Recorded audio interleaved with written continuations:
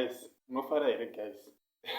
Nyaya iri pano guys ka inosekesa yo but inosiririsa, inorwadza.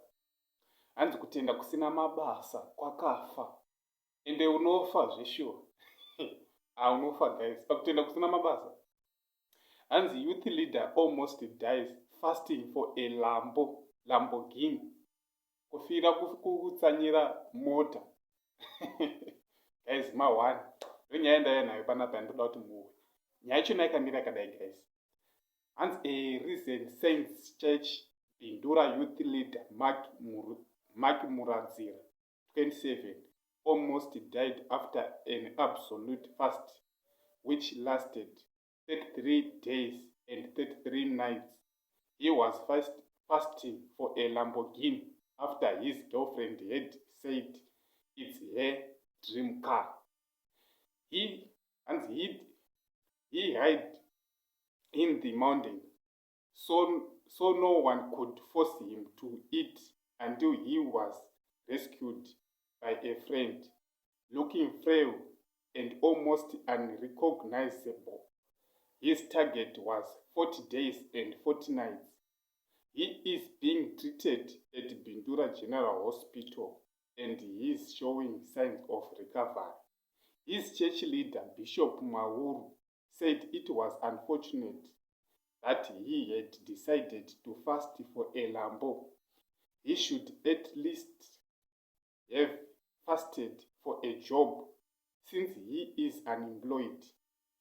Church members tried to raise the man to buy him a Lambo, but soon gave up after it was announced the cheapest they could get was going for around $400,000.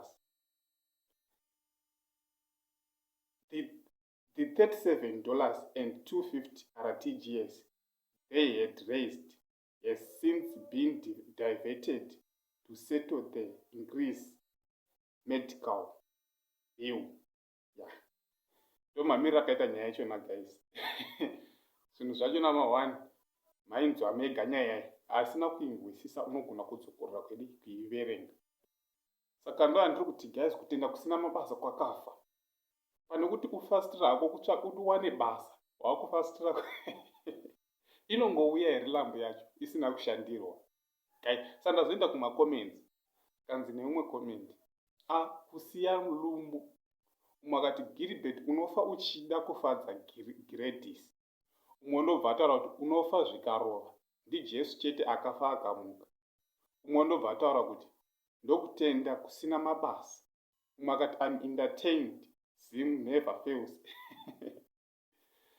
Then umwe ndobva ataura kuti handiti unotangirawo kuHonda Fit here. Ungabva wangomuka uri muLamborghini zvitendero izvi. Umwe ndobva ati zvinoshandirwa zvinhu izvi. Umwe akati shame. Umwe ati haisi movie herei. Umwe ati vakomana. Guys, nyaya yachona zvinhu zvingozoita sefaniso. But ndingokurudzirawo vanhu kuti zvimwewo kumwe kutenda kwenyuwo kusina mabasa futi kwakafa ende unofawo futi.